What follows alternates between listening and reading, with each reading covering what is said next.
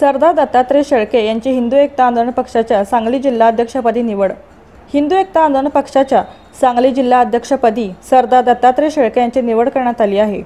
पक्षाचे राज्य सचिव दीपक ढवळे, महाराष्ट्र प्रदेश संघटक राहुल मोरे, पंकज नाईक, युवा प्रदेशाध्यक्ष अमित सूर्यवंशी यांच्या प्रमुख उपस्थितीत ही निवड अधिकृतरित्या जाहीर करण्यात आली। या निवडीबद्दल पक्षाचे राज्यस्तरीय नेते आणि कार्यकर्त्यांनी श्री शेळके यांचे अभिनंदन केले।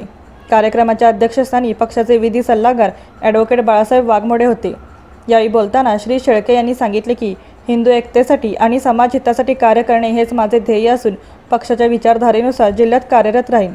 कार्यक्रमाच्या शेवटी उपस्थित मान्यवरांच्या हस्ते नूतन जिल्हा अध्यक्षकांचा सत्कार करण्यात आला आणि भावी कार्ययोजनांची चर्चा झाली।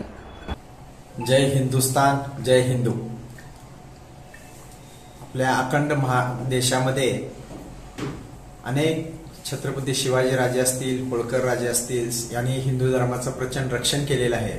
त्याचंच एक मूळ स्वरूप म्हणून आम्ही हिंदूंच्या वरती बारीक सारीक गोष्टीतून कायदेशीरित्या बेकायदेशीरित्या अन्य प्रकारे हिंसा होऊन जो काय आमचा धर्माचा गैरफायदा घेऊन आपल्या सहिष्णुतेचा गैरफायदा घेऊन आमच्यावरती जो अन्याय होत आहे तो अन्यायाला वाचा फोडण्यासाठी किंवा त्या व्यक्तींना सृजनशील जागृत करण्यासाठी आम्ही हा एक हिंदू आंदोलन एकता पक्ष म्हणून ही जबाबदारी माझ्यावर जिल्हा अध्यक्ष म्हणून माझ्यावर जी जबाबदारी दिलेली आहे ती संपूर्ण महाराष्ट्र राज्यातल्या 30 जिल्ह्यांना जिल्हाध्यक्ष म्हणून नेमणूक केलेली आहे। आम्ही एकत्रित काम करून हिंदूंच्यावर होणाऱ्या अन्यायाला वाचा फोडून त्यांना योग्य प्रकारे न्याय देण्याचं काम आम्ही उत्कृष्ट करेन अशी मी सर्वांच्या वतीने मी ग्वाही देत आहे। जय हिंद, जय महाराष्ट्र, जय हिंदुस्तान, जय हिंदू।